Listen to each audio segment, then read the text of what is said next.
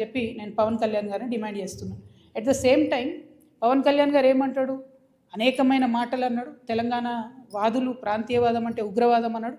అనుకుంటా నేను గద్దరన్నకు కారు కొనిచ్చిన అన్నాడు. అంటే మీరు మా కళాకారులను ఎందుకు అవమానపరుస్తారు? ఒక పక్కనేమో ప్రొఫెసర్ నాగేశ్వర్ మాట్లాడితే ఆయన మీదకి వస్తారు, మేధావుల మీదకి. ఇంకో పక్క కళాకారులు.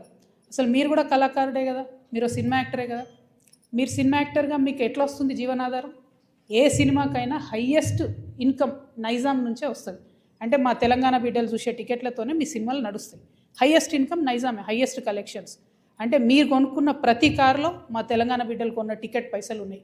మీరు కొనుక్కున్న ప్రతి భూమిలో మా తెలంగాణ బిడ్డలు కొన్న టికెట్ పైసలు ఉన్నాయి. మీరు మా గద్దరన్నను పట్టుకొని నేను కారు కొనిచ్చినానని ఆయన చనిపోయాడు. మీరు కొనిచ్చిరో కొనియలేదో అవి ఎవరు తెలియదు. కానీ జనరల్గా ఏమంటారంటే మనం ఒక మంచి పొజిషన్లో ఉన్నప్పుడు కుడి చేత్తోని దానం చేస్తే ఎడమ చేతికి తెలియదు అంటారు. అప్పుడెప్పుడో కారు కొనిచ్చి గప్పాలు కొట్టుకునేది మీరు కొంటే కొన్నారు కావచ్చు, పెద్ద ముచ్చటేముంది. ఆయన ఎన్ని ఫోక్ ట్యూన్స్ దొంగతనాలు చేసి మీరు సినిమా పాటలు పెట్టుకుంటలేరు. ఇచ్చిర్రా ఎప్పుడన్నా రాయల్టీ మీరు ఫోక్ ఆర్టిస్టులకి? ఎప్పుడన్నా ఫోక్ ఆర్టిస్టులను ఆదుకున్నారా? చిన్న నిర్మాతలను ఆదుకున్నారా? పక్క రాష్ట్రాల్లో ఎట్లా చేస్తారు, తమిళనాడులో అక్కడిక్కడ వాళ్ళందరూ. నేను ఎందుకు ఈ మాట చెప్తా ఉన్నా అంటే, మీరు ఒకటంటే మేము 100 అనాల్సి వస్తుంది. ఒక పక్కనేమో ఇట్లా సమైక్యవాదుల దాడి మన మీద పెరుగుతుంటే, ఇక మన కర్మానికి మనకు ముఖ్యమంత్రి ఉన్నాడు, ఆయనకు తెలంగాణ అంటే తెలియదు, తెలంగాణ నీళ్ళంటే తెలియదు. మేము ఎంటబడి కొట్లాడి మా పార్టీ పెట్టినాక కరెక్ట్ వారం లోపల పాలమూరు రంగారెడ్డిలో పెద్ద సభ పెట్టి మన నీళ్ళు పోతున్నాయ్యా మొత్తం ఎత్తుకపోతున్నారు ఆంధ్రోళ్ళు, మీరు ఏమైనా చేయండి అని లొల్లి పెడితే నిన్న ముఖ్యమంత్రి గారు పోయి 2 రోజులు ఫస్ట్ టైం పాలమూరు బిడ్డ అయి ఉండి 30 నెలల నుంచి ఆయనకు తీరిక దొరకలేదట. నిన్న ఫస్ట్ టైం పోయి పాలమూరు ప్రాజెక్టుల మీద రివ్యూ చేసి ఏం మాట్లాడతాడు ఆయన? తీసుకుపోనండి 968 టీఎంసీలు మనకు వస్తే చాలు, 200 టీఎంసీలు ఆంధ్రోలు తీసుకుపోనండి, సంప్రదింపులు జరుపుతున్నాం మేమని చెప్తున్నాడు ఆయన. రేవంత్ రెడ్డి గారు, మీకు నీటి మీద అవగాహన లేకపోతే అవగాహన ఉన్న వాళ్ళతో మాట్లాడండి. వాళ్ళ ఆంధ్రోలు 200 టీఎంసీలు తీసుకుపోయిన తర్వాత రేపు పొద్దున హైదరాబాద్ నగరానికి పెరుగుతున్నటువంటి భవిష్యత్ అవసరాలకి కృష్ణా నీళ్ళు సరిపోవు, గోదావరి మనకు దిక్కు. నేను రేవంత్ రెడ్డి గారిని డిమాండ్ చేస్తూ ఉన్నా, మీరు కనుక బనకచెర్ల ప్రాజెక్టు కానీ ఇంకో ప్రాజెక్టు కానీ వాళ్ళు 200 టీఎంసీలు తీసుకుపోండి అంటే గోదావరిలో మనకు అడగండి అదనంగా 200 టీఎంసీలు. ఇప్పుడు 968 మనకు హక్కుభుక్తంగా ఉంది, 968 + 200 అడగండి. మీరు అడిగేంత వరకు మీరు బనకచెర్ల మీటింగ్ అటెండ్ అయినా కూడా మీరు తెలంగాణకు ద్రోహం చేసిన వాళ్ళే అవుతారు. మన భవిష్యత్తు నీటి అవసరాలన్నింటినీ కూడా పాతరేసిన వాళ్ళే అవుతారు. మీరు నేను మాట్లాడుకుంటా ముఖ్యమంత్రి గారు అంటారు అబ్కి బార్ కాంగ్రెస్ సర్కార్ అంట. కూర్చునే యువత ఆఖరి బారే కాంగ్రెస్ సర్కార్, ఆఖరి బార్ కాంగ్రెస్ సర్కార్. కాంగ్రెస్ పార్టీ ఇంక 20 ఏళ్ళు తెలంగాణలో రాకుండా తెలంగాణ మీద, తెలంగాణ వాదం మీద, తెలంగాణ వనరుల మీద, తెలంగాణ భూముల మీద బందిపోట్లు పడ్డట్టు పట్టుకొని దోసుకొని తింటా ఉన్నారు మీరు, మీ కుటుంబ సభ్యులు, మీ ఎమ్మెల్యేలు. నిజంగా ఘోరమైందంటే ఈ దోపిడీకి అప్పుడు బీఆర్ఎస్ పార్టీలో దారులు ధరిస్తే, కిటికీలు ధరిస్తే ఇప్పుడు వీళ్ళు తలుపులు తెరిచి ఏకంగా దోసుకొని పోతున్నారు.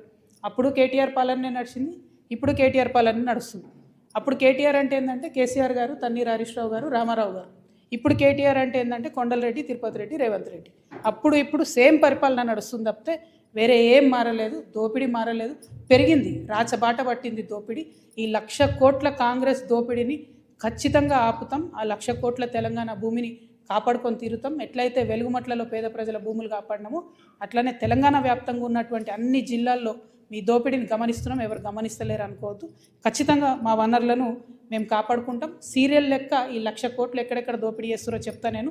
ఇవాళ ఈ లేక్ను మళ్ళీ ఒకసారి చూపించాలి దయచేసి. Thank you. జై తెలంగాణ.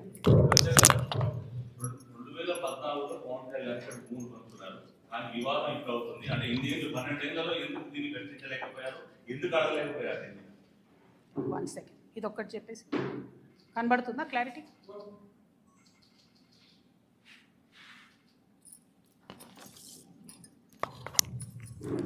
పవన్ కళ్యాణ్ కానీ ఎవరు కానీ భూములు కొనుక్కున్నా, అది రిజిస్ట్రేషన్ చేసుకున్నా, వాటి ఫైనల్ డీటెయిల్స్ తెలిసేంత వరకు మీకు తెలిసి నేను ఎక్కువ మాట్లాడను. నేను ఈ వివాదం వచ్చిన తర్వాత పర్టికులర్లీ పవన్ కళ్యాణ్ భూమి గురించి వాస్తవానికి నేను మాట్లాడలేదు. చాలామంది తెలంగాణ వాదులు తీసి ఇంటర్నెట్లో పెట్టిన తర్వాత అదేంది అని నేను డీటెయిల్గా తీసుకుంటే ఆ డీటెయిల్స్లో వచ్చింది ఏంటి అంటే, అన్ని లేక్స్ లాగా కాకుండా ఈ లేక్కి ఫైనలైజేషన్ అయిన తర్వాత వారు కొనుక్కున్న 10 ఎకరాలు కూడా శిఖం భూమి అని తెలుస్తుంది. కాబట్టి ఆయన్నే అన్నారు కదా, శిఖం భూమి అని తెలిస్తే వాపస్ ఇస్తాను, వాపస్ ఇవ్వమని మేము డిమాండ్ చేస్తున్నాం అంతే.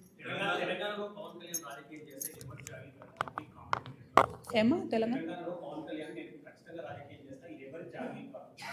బరాబర్ మా జాగిరే కదా, తెలంగాణ ప్రజల జాగిరే కదా.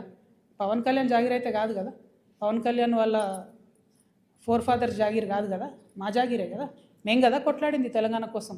ఇట్లాంటి వాళ్ళందరినీ ఎదిరించి కొట్లాడినాం కదా. పవన్ కళ్యాణ్ అయితేంది, వాళ్ళ అన్న అయితేంది, మొత్తం వాళ్ళ ఆంధ్ర సంతతంతా వచ్చి కొట్లాడితే కూడా తెలంగాణ బిడ్డలు ఏదో చిన్న చిన్న చీమలైన పెద్ద పామును బట్టి చంపుతాయన్నట్టుగా అంత పెద్ద ఆంధ్ర విషకూరల నుంచి తెలంగాణను బయటికి తెచ్చుకున్నాం కదా. ఏం ఊరుకోము, అంటే కొట్లాడినాం, మేము కడుపు కట్టుకొని కొట్లాడినాం కాబట్టి ఖచ్చితంగా కోపం వస్తుంది, ఖచ్చితంగా ఆవేశం ఉంటుంది.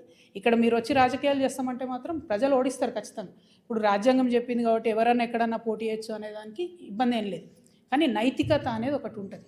మీ వల్లనే సావగొట్టబడి, మా వనరులు దోచుకోబడి, మా సంస్కృతి మరుగున పడిపోయి, మేము ఇబ్బంది పడి 1200 మంది అమరవీరులు చచ్చిపోతే నువ్వు ఇక్కడ వచ్చి రాజకీయం చేస్తా అంటే మరి మేము తెచ్చుకున్నది ఎందుకు తెలంగాణ? మేము చూసుకుంటే ఎందుకు ఊరుకుంటాం? టెక్నికల్గా నువ్వు 100 పనులు చేయొచ్చు, కానీ మారాలిటీ ఉండదా లైఫ్లో? నైతికత ఉండదా? చాలా పెద్ద నైతిక విలువలు చెప్పేటటువంటి మనిషి వద్దు ముర్రో అంటే ఈ వన్ సైడ్ లవ్ ఏంద్రా నాయన, మాకు అర్థమైతే లేదు. వద్దు బాబు, మీ ఆంధ్రాలో మీరేమైనా చూసుకోండి అంటే ఈ గోలేంది, మీద వచ్చి యాసిడ్ వస్తా అన్నట్టు ఈ బలవంతము లవ్ ఏంది నాకు అర్థమైతే లేదు. అక్కడ కట్టుకోండి కదా క్యాపిటల్, ఆడ పడవలు వేసుకొని పోయే పరిస్థితి ఉంది, ఆడ కట్టుకోండి. అక్కడ ప్రజలను బాగా చూసుకోండి, అక్కడ ప్రజలకు హెల్ప్ చేయండి, అక్కడ పేద ప్రజలకు పనులు చేయండి. అవన్నీ ఇట్సబెట్టి వచ్చి మా మీద పడి ఎందుకు? ఇక్కడ లేరా మా నాయకులు? మస్తు మంది ఉన్నారు కదా. మేమే ఎవరెవరం గెలుస్తాం, మేమే ఎవరెవరం చేసుకుంటాం. మా వాళ్ళు చేయగలిగినంత మేము చేసుకుంటాం, మేము బాగుపడతాం. Thank you.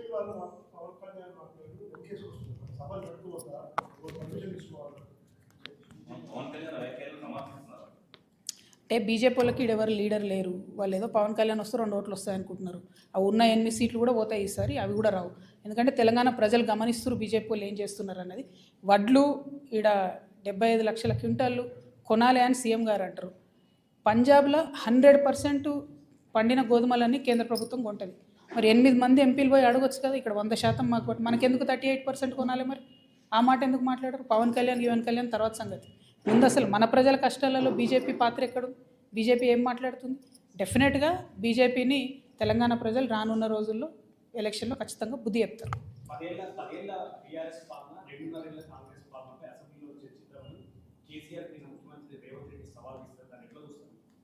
ఏమొస్తుందండి? ఇంతకుముందు వాళ్ళు సవాళ్ళు వేసుకున్నారు. ఒకసారి ఒక ఆయన వస్తే ఇంకొక ఆయన రాడు, ఇంకోసారి ఇంకొక ఆయన వస్తే ఇంకొక ఆయన రాడు. అందరు కలిసి మాట్లాడుకుంటే కాసేపు తిట్టుకుంటారు. మనకు ఎంటర్టైన్మెంట్ తప్ప రిజల్ట్ ఏముండదు అందులో. పాయింట్ ఏంది అని అంటే, ఆనాడు తెలంగాణ ప్రభుత్వ భూమిని, గల్ఫ్ ఆయిల్ లాంటి భూమిని బీఆర్ఎస్ హయాంలోనే, అది 10,000 కోట్ల ప్రాపర్టీ అండి, ఫీనిక్స్ అనే సంస్థకి దారాదత్తం చేయడానికి దారులు తెలిసిండ్రు. ఆనాడు ఇదే ముఖ్యమంత్రి గారు మాట్లాడినరు, ఎట్లు ఇస్తారు అట్లా ఎట్లు ఇస్తారని.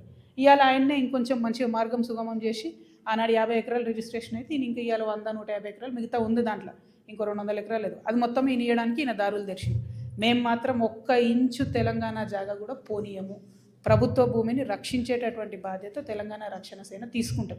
ఎట్లా అయితే మేము పోయి అక్కడ గట్టిగా పాలమూరు రంగారెడ్డి ఏమైందంటే ముఖ్యమంత్రి గారు పోయి 2 రోజులు అక్కడ కూర్చొని మాట్లాడి చర్చించి రావాల్సి వచ్చిందో, కానీ అట్లనే రేపటి నాడు భూములు కూడా ఖచ్చితంగా అదేవిధంగా కాపాడుకుంటాం. నేను చెప్తున్నది, will go to any length, కోర్టుకైనా పోతాం, భూపోరాటమైనా చేస్తాం, ప్రాణమైనా అడ్డేస్తాం. కానీ ఎందుకంటే ఫ్యూచర్ జనరేషన్కి ఉండాలి కదా భూమి. ఏముంది సంపద మన దగ్గర?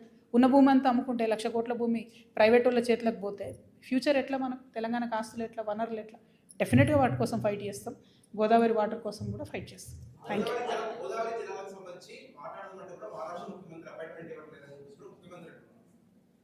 ముఖ్యమంత్రి గారికి నిజంగా చెప్తున్నా కదా, నీటి మీద అవగాహన తక్కువ ఉన్నట్టుంది. వారు పెంచుకుంటే మంచిది. ఎందుకంటే ఆయన ఓపెన్గా ఏం చెప్తున్నాడు, ఈ మహారాష్ట్రనేమో పర్మిషన్ ఇస్తలేదు అంటున్నాడు. అది రాదని తెలుసు ఆయనకు. ఎందుకంటే మహారాష్ట్ర ముఖ్యమంత్రి గారే స్వయంగా అక్కడ కూర్చొని తుమ్మిడిహెట్ అనే ప్రాజెక్ట్ ఎత్తు పెంచొద్దు అని ఆయన ధర్నా చేసినటువంటి వ్యక్తి. ఆయనతోని కేసీఆర్ గారు ఎంత ట్రై చేస్తున్నా లాస్ట్కు హైట్ తగ్గించుకొని ఒప్పుకొని రావాల్సి వచ్చింది. ఇప్పుడు ఈయన కాదే పనిని ఏదో చేస్తున్నట్టు బిల్డప్ ఇవ్వాలని చూస్తున్నారు. ఆయన ఇస్తలేడు అపాయింట్మెంటు. ఇక్కడ మరి ఈ రాష్ట్ర ముఖ్యమంత్రి మీకు ఇస్తలేడా? ఏపీ ముఖ్యమంత్రి మీకు ఇయ్యడా? మీ గురువు గారే కదా. ఆయన దగ్గర పోయి మాట్లాడుకొని మాకు 200 టీఎంసీలు అదనంగా ఇచ్చినాకనే మీరు 200 టీఎంసీ బనకచర్ల కట్టుకోవాలని అడగాలి కదా. జరిగే పనేమో చేయరు, కాని పనేమో చేస్తున్నట్టు బిల్డప్ ఇస్తారు. బేసికలీ అందుకే అంటున్నా, ఈ ఆఖరి బారే కాంగ్రెస్ సర్కార్, కాంగ్రెస్ పార్టీని మంచిగా 20 ఏళ్ళ దాకా బొందబెట్టడానికి వచ్చారు రేవంత్ రెడ్డి గారు. Thank you. జై తెలంగాణ.